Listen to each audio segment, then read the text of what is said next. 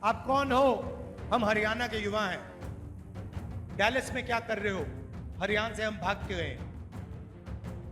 क्यों गए? हरियाणा में रोजगार नहीं, हरियाणा में महंगाई है, हरियाणा में हम अपना सपना पूरा नहीं कर सकते, इसीलिए हम अमेरिका गए। मैंने उनसे पूछा, भाई बताओ, 30 लाख रुपए आपने दे दिए, 50 लाख रुपए आपने दे दिए अमेरिका जाने के लिए, हरियाणा में आपने छोटा सा बिजनेस क्यों नहीं खोला? उन्होंने मुझे कहा, राहुल जी, हरियाणा में छोटी फैक्ट्री, छोटा बिजनेस सफल हो ही नहीं सकता, इसलिए हम अमेरिका गए हैं। 10 साल के लिए हम अमेरिका में फंसे हैं। अगर हमारे पिता की मृत्यु होती है, माता जी की मृत्यु होती है, हम अंतिम संस्कार तक नहीं करवा सकते। हमें वीडियो फोन पर अपने पिता माता का अंतिम संस्कार करना पड़ता है। सच्चाई है। यह हालत है हरियाणा की।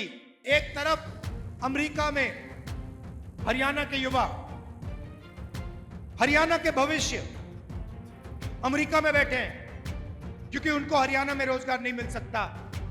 बीजेपी की सरकार की देन है, नरेंद्र मोदी जी की देन है। ऐसा हरियाणा हमें नहीं चाहिए।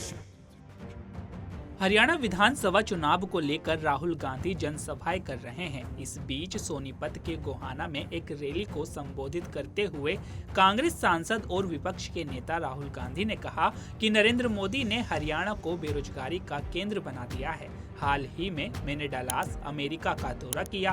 वहां मुझे डलास में रहने वाले हरियाणा के युवाओं ने मिलने के लिए फोन किया। वे अपने खेत बेचकर वहां गए क्योंकि हरियाणा में कोई रोजगार नहीं था। कांग्रेस नेता ने आगे कहा कि मैंने उनसे पूछा कि अमेरिका आने के लिए जो 50 लाख रुपए खर्च किए, वो हरियाणा में व्यवसाय स्थापित करने के लिए निवेश क्यों नहीं किया?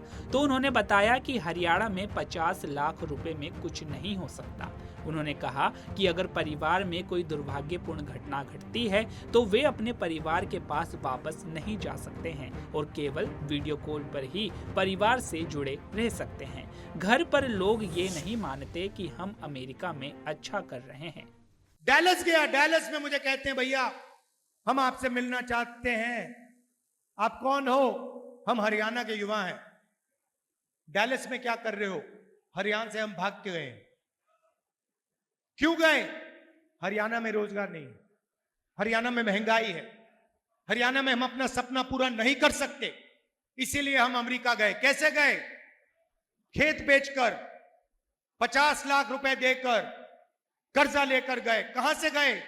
दिल्ली से इस्तांबुल, इस्तांबुल से कजाकिस्तान, कजाकिस्तान से साउथ अमेरिका, साउथ अमेरिका से सूरीनाम, सूरीनाम से पनामा, पनामा के जंगलों से निकलकर हम अमेरिका गए। अभी तक हमें नहीं मालूम कि हमें वापस भेजा जाएगा या नहीं। क्यों गए? करने को कुछ नहीं है। किस रेट पे आपने कर्जा लिया? 2 रुपए प्रति महीना।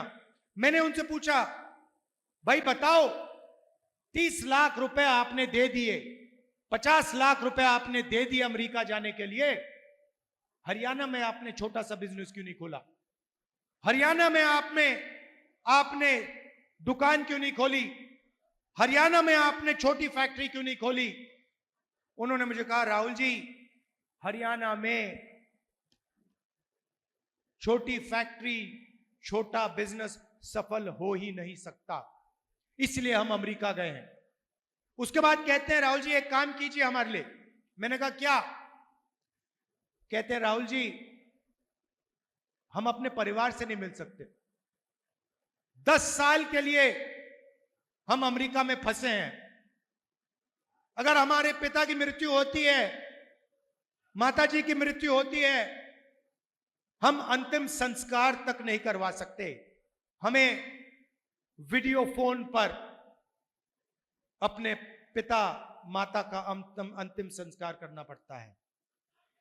सच्चाई है। यह हालत है हरियाणा की। राहुल जी आप जाइए, हमारे परिवारों से मिलिए और उन्हें कहिए कि हम ठीक हैं। मैंने कहा, भैया आप वीडियो कॉल पे तो बात करते हो, मेरे जाने की क्या जरूरत है? कहते नहीं राहुल जी, वो हमारी बात मानते नहीं हैं, वो सोचते हैं कि हम झूठ बोल रहे हैं।